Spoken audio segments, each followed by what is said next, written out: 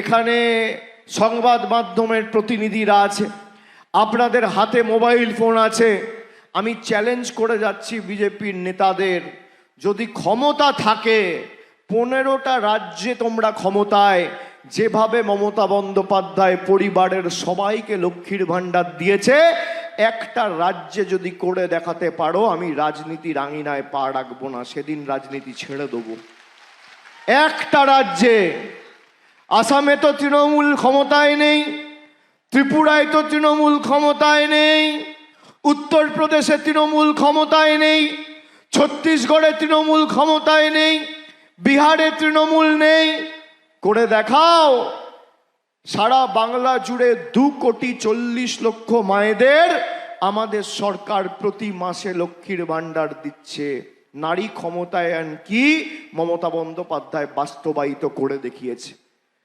এই বিজেপির নেতারা কখনো ধমকায় চমকায় যে লক্ষ্মীর ভাণ্ডার বন্ধ করে দেবো। আমাদের দলনেত্রী আজ থেকে 7 দিন আগে তার কালীঘাটের দলীয় কার্যালয়ে সাংবাদিক বৈঠক করে 10টা প্রতিজ্ঞার কথা বলেছে। সেই 10টা প্রতিজ্ঞার মধ্যে আমি 5টা প্রতিজ্ঞা আজকে আপনাদের সামনে উপস্থাপিত করব বা তুলে ধরব। আমরা যখন মানুষকে কথা দিই, আমরা প্রতিশ্রুতি দিই না, আমরা প্রতিজ্ঞা নিই, আমরা অঙ্গীকার নিই, আমরা শপথ নিই। মমতা বন্দ্যোপাধ্যায়ের প্রথম প্রতিজ্ঞা, যতদিন বাংলায় মামাটি মানুষের সরকার থাকবে, আজীবন বাংলার মায়েরা দিদিরা লক্ষ্মীর ভাণ্ডার পাবে, কেউ আপনার লক্ষ্মীর ভাণ্ডার বন্ধ করতে পারবে না। আমাদের দ্বিতীয় প্রতিজ্ঞা, আগামী 5 বছরে 2026 সালের 4 মে চতুর্থবার সরকার তৈরি হবে এবং 26 থেকে 31-এর মধ্যেই 5 বছরে যত বাংলায় পরিবার রয়েছে সবার বাড়িতে নলবাহিত পরিশ্রুত পানীয় জলের ব্যবস্থা আমাদের সরকার করবে। আমাদের তৃতীয় প্রতিজ্ঞা, আগামী দিন মানুষকে হাসপাতালে যেতে হবে না, প্রাইমারি হেলথ সেন্টারে যেতে হবে না, সুস্বাস্থ্য কেন্দ্রে যেতে হবে না, দুয়ারে স্বাস্থ্য শিবির তৈরি করবে ব্লক ওয়াইজ। প্রতি বছর রাজ্য সরকার বাংলা জুড়ে যত ব্লক আর টাউন আছে, প্রত্যেকটা ব্লকে আর টাউনে দুয়ারে স্বাস্থ্য ক্যাম্প তৈরি হবে, যাতে আপনি স্বাস্থ্য পরিষেবা পান এবং আপনার বাড়ি অবধি স্বাস্থ্য পরিষেবা আপনার দুয়ারে গিয়ে পৌঁছায়। আমাদের তৃতীয় প্রতিজ্ঞা। চতুর্থ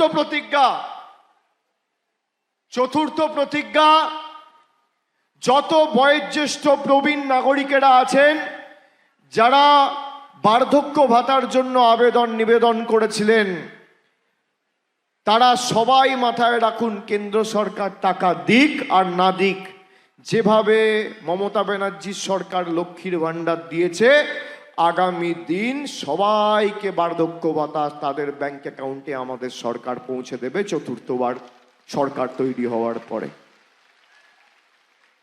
আর পঞ্চম প্রতিজ্ঞা, 4টে প্রতিজ্ঞা বললাম, শুনলেন। প্রথমটা বললাম আজীবন লক্ষ্মীর ভাণ্ডার, দ্বিতীয় বললাম নলবাহিত পরিশ্রুত পানীয় জল, তৃতীয় বললাম দুয়ারে স্বাস্থ্য মডেল, চতুর্থ বললাম বার্ধক্য ভাতা। পঞ্চমটা বলবো? আপনারা নিশ্চয়ই শুনেছেন, তাও আমি পঞ্চম প্রতিজ্ঞাটা বলছি। গত 5 বছর ধরে কেন্দ্র সরকার বাংলা আবাস যোজনায় 10 পয়সার সাহায্য সহযোগিতা রাজ্যকে করেনি। গরিব মানুষের টাকা এই জনবিরোধী মোদী সরকার আটকে রেখেছে। মমতা বন্দ্যোপাধ্যায়ের সরকার গত 2 বছরে বাংলায় 32 লক্ষ পরিবারকে বাড়ি দিয়েছে কেন্দ্রের কোনো সহযোগিতা ছাড়া। কত বাড়ি দিয়েছে? 32 লক্ষ। এর মধ্যে 10 পয়সার অবদান মোদির নেই। হতে পারে বিজেপির নেতারা বলবে অভিষেক ব্যানার্জি মিথ্যে কথা বলে যাচ্ছে, মোদিজি টাকা পাঠাচ্ছে। এখানে ক্যামেরা রয়েছে, আপনাদের হাতে মোবাইল ফোন রয়েছে। আমি যদি মিথ্যে কথা বলি, প্রমাণ করতে পারে, আমার বিরুদ্ধে মামলা করে আমাকে জেলে ঢোকাবে বিজেপির নেতারা। দেখবো কয়েক সত্যি কথা বলছে আর কে মিথ্যে কথা বলছে। গত 5 বছরে একটা গরিব মানুষের বাড়ির টাকা নরেন্দ্র মোদীর পদ্মফুল আর বিজেপির সরকার দেয়নি। আমাদের পঞ্চম প্রতিজ্ঞা, কেন্দ্র সরকার টাকা দিক আর না দিক, যত গরিব মানুষ বাড়ির নিবেদন করেছেন, আবেদন করেছেন, সবার মাথার উপর পাকা ছাদের ব্যবস্থা আমাদের সরকার করবে। কেন্দ্র সরকার সাহায্য করুক আর না করুক। 5টা প্রতিজ্ঞা, এরকম আরো 5টা রয়েছে। নতুন মিউনিসিপ্যালিটি হবে, জেলা হবে, শিক্ষা প্রতিষ্ঠানগুলোকে নতুন করে তৈরি করা হবে, পরিকাঠামোগত উন্নয়ন হবে। একাধিক প্রতিজ্ঞার কথা বলেছে। 10টার মধ্যে খালি আমি আপনাদের 5টা বললাম। মায়েরা একবার নিজেদেরকে জিজ্ঞেস করুন তো, সংসারের গুরুত্বপূর্ণ কাজ ছেড়ে আপনারা আমাদের সবাই এসছেন। 2014 সালের আগে দৈনন্দিন জীবনের নিত্য প্রয়োজনীয় জিনিসের মূল্য কোথায় ছিল, দাম কোথায় ছিল, আজকে কোথায়? একটা রান্নার গ্যাস 2014 সালের আগে 400 টাকা দাম ছিল, আজকে সেই রান্নার গ্যাসের দাম 1000 টাকা। দুধ ছিল 27 টাকা 28 টাকা লিটার, এখন সেটা 62-65 টাকা লিটার। চা পাতা ছিল 150 টাকা, 140 টাকা কেজি। আজকে চা পাতার দাম কত, সর্ষের তেলের দাম কত, দুধের দাম কত, রান্নার গ্যাসের দাম কত? দৈনন্দিন জীবনের নিত্য প্রয়োজনীয় জিনিসের মূল্য বৃদ্ধি আকাশ ছোঁয়া। 400 টাকার গ্যাসটা ভাঁওতাবাজি করে মোদি আপনাকে 1000 টাকা বিক্রি করছে, আর দিদি আপনাকে 0 থেকে প্রতি মাসে 1500 টাকা লক্ষ্মীর ভান্ডার আপনার হাতে তুলে দিচ্ছে। একদিকে মোদি কাটছে আর আরেকদিকে দিদি দিচ্ছে। জনবিরোধী মোদি সরকার মানুষকে লুটছে, আর মমতা বন্দ্যোপাধ্যায়ের সরকার জনদরদি সরকার মানুষকে দুহাতে দিচ্ছে। এটাই পার্থক্য। লাভপুর বিধানসভা কেন্দ্রে আমি ব্রিজ, রাস্তা, কুলোরা সতীপীঠ মন্দিরের সৌন্দর্যায়নের খতিয়ান আপনাদের দিয়েছি। এবার আমি খালি বলি, যেই লাভপুর বিধানসভার অন্তর্গত বাংলা আবাস যোজনায় গত 2 বছরে 13,437 জন প্রকৃত প্রাপক বাংলা আবাস যোজনায় বাড়ি পেয়েছে। আমাদের সরকার তাদের মাথার উপর পাকা ছাদের ব্যবস্থা করে দিয়েছে। স্বাস্থ্যসাথী প্রকল্পে 1,13,217 জন খালি লাভপুর বিধানসভা থেকে উপকৃত হয়েছেন। রূপশ্রী প্রকল্পে প্রায় 3,000 বোনেরা উপকার পেয়েছেন। কৃষক বন্ধু প্রকল্পে খালি লাভপুর বিধানসভা থেকে 90,456 জন কৃষক আর্থিক সাহায্য সহযোগিতা পেয়েছে। লক্ষ্মীর ভান্ডার খালি লাভপুর বিধানসভা থেকে, খালি এই বিধানসভা, বীরভূম জেলা নয়, অনলি লাভপুর বিধানসভা থেকে 1,07,000 মায়েরা প্রতি মাসে লক্ষ্মীর ভান্ডার পাচ্ছেন। আর বীরভূম জেলায় 8,04,000 মায়েরা লক্ষ্মীর ভান্ডার পাচ্ছেন। যুবসাথী যারা ফর্ম ফিল আপ করেছেন ফেব্রুয়ারি মাসে, মার্চ মাসে টাকা পেয়ে গেছেন। খালি লাভপুর বিধানসভায় 29,205 জন যুবসাথী পেয়েছে। আর বীরভূম জেলাতে 2,62,000 যুবক যুবতীরা যুবসাথীতে সাহায্য সহযোগিতা পেয়েছে। পথশ্রী রাস্তাশ্রী প্রকল্পে 123টি রাস্তার নির্মাণ, পুনর্নির্মাণ ও সংস্কার করা হয়েছে। মোট 200 কিলোমিটার রাস্তা, খরচ হয়েছে প্রায় 83 কোটি টাকা। আমরা আমাদের জয়ের ব্যবধান বাড়িয়েছি, কিন্তু আমি লাভপুর বিধানসভার লাভপুর ব্লক এবং সাঁইথিয়ার যে ব্লকের 6টা অঞ্চল পড়ে, আমি দেখছিলাম 3টে অঞ্চলে আমাদের প্রত্যাশিত বা আশানুরূপ ফল এখনো আমরা করতে পারিনি। এক ইন্দাস, এক শ্রীনিধিপুর আর এক সাংড়া। এবারে এই 3টে অঞ্চলেও বিজেপিকে ভোকাট্টা করে তৃণমূলকে জেতাতে হবে। আপনারা 17টা অঞ্চলে এই তৃণমূলকে জেতান। লাভপুরের সার্বিক উন্নয়নের দায়ভার রানা ভাইয়ের সাথে সাথে আমি আমার কাঁধেও আজকে এই সভাস্থলে আপনাদের সকলকে কথা দিয়ে যাচ্ছি, আমি আমার কাঁধে তুলে নিয়ে যাচ্ছি। যেখানে যা দরকার মমতা ব্যানার্জির সরকার আছে, দিলে আমরাই দেবো। 5 বছর আপনি দেখুন কি উন্নয়ন, 21 থেকে 26 হয়েছে। আর ওদিকে মোদী সরকার 12 বছর ক্ষমতায়, লাভপুরের জন্য 10 পয়সা দেয়নি, একটা উন্নয়নমূলক প্রকল্প আসেনি।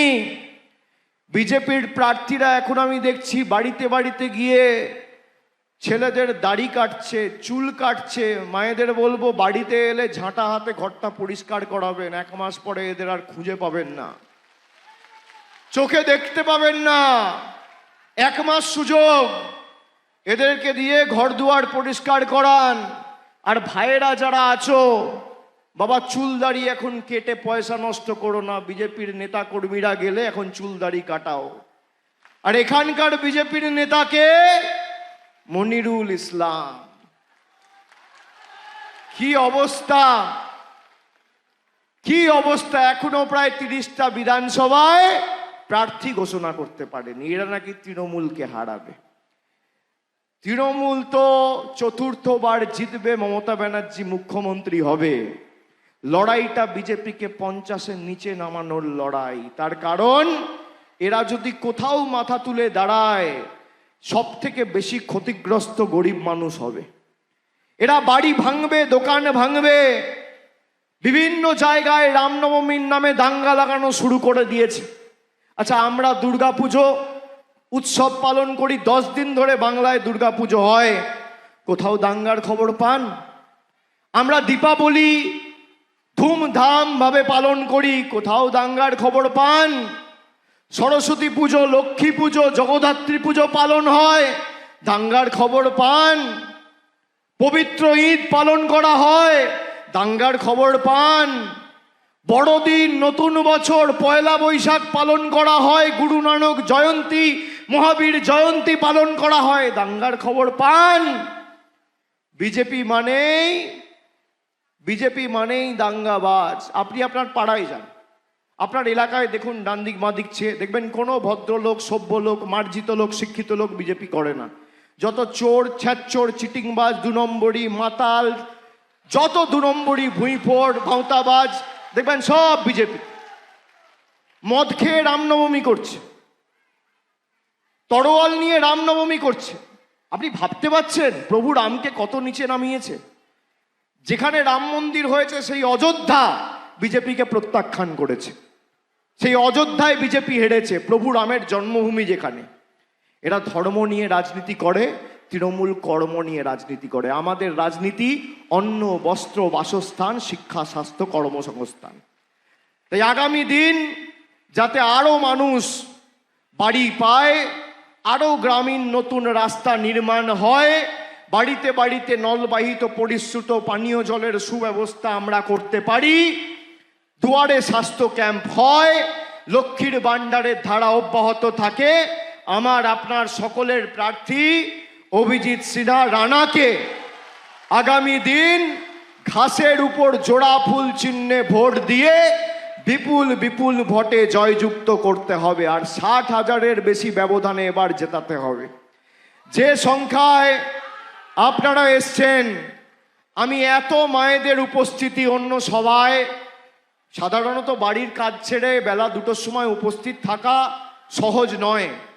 আপনারা এই যে লড়াইয়ে এসছেন, আমি নতমস্তকে আপনাদের কাছে ঋণী, আপনাদের প্রণাম জানিয়ে যাচ্ছি সবাই। আমি সবাইকে প্রণাম জানিয়ে যাচ্ছি এবং আমি কথা দিচ্ছি আমার সাথে ভাতৃপ্রতিম রানা ভাইয়ের যোগাযোগ রয়েছে, কেষ্টদার যোগাযোগ রয়েছে, আশিসদার যোগাযোগ রয়েছে, পঞ্চায়েত প্রধান থেকে শুরু করে যারা জেলা পরিষদ স্তরে, ব্লক স্তরে রাজনীতি করছেন, আমার দপ্তরের সাথে সরাসরি তারা যোগাযোগে আছে। যেখানে যা দরকার, রাস্তা ঘাট, জল, কল, আলো, তৃণমূলের পঞ্চায়েতের প্রধান, অঞ্চল সভাপতিদের দায়িত্ব। মানুষের সাথে কথা বলুন, তালিকা তৈরি করুন, নির্বাচনের পর একে একে ডেকে আমি বসবো, যেখানে যা দরকার করুন। কথা দিয়ে যাচ্ছি, ব্যবধানটা 60-এর বেশি করতে হবে। 17 থেকে এক ঝাঁপে 48 গেছে 3 বছরে, তাহলে 2 বছরে 48 থেকে 60 হবে না? হবে না? আর আমাদের যারা কখনো নোটবন্দি, কখনো ভোটবন্দি, কখনো লকডাউন, কখনো এলপিজি সিলিন্ডারের নামে লাইনে দাঁড় করিয়ে দিয়েছে, তাদের তো মায়েরা লাইনে দাঁড়িয়েই জবাব দিতে হবে। যে যে ভাষায় বোঝে তাকে সে ভাষাতেই জবাব দিতে হবে। 23 তারিখ যখন লাইনে দাঁড় করাবেন, ওই যে আপনাকে এসআইআর এর নামে লাইনে দাঁড় করিয়েছে, তার প্রতিশোধ নিতে জোড়াফুলকে ভোট দেবেন। 23 তারিখ যখন লাইনে দাঁড়াবেন, কালো টাকার দাম করে যখন আপনাকে লাইনে দাঁড় করিয়েছিল, তার প্রতিশোধ নিতে জোড়াফুলে ভোট দেবেন। আর 4 তারিখ যখন ভোট বাক্সটা খুলবে, পদ্ম ফুলের বহিরাগত জমিদার দিল্লির নেতারা যেন চোখে সর্ষে ফুল দেখে, এটা সুনিশ্চিত করবেন। আমাদের ভিডিও ভালো লাগলে লাইক এবং শেয়ার করুন। কমেন্ট সেকশনে গিয়ে জানান আপনাদের মতামত। আরও ভিডিও পেতে আমাদের চ্যানেল সাবস্ক্রাইব করুন এবং প্রতি মুহূর্তে খবরের আপডেট পেতে প্রেস করুন বেল আইকন।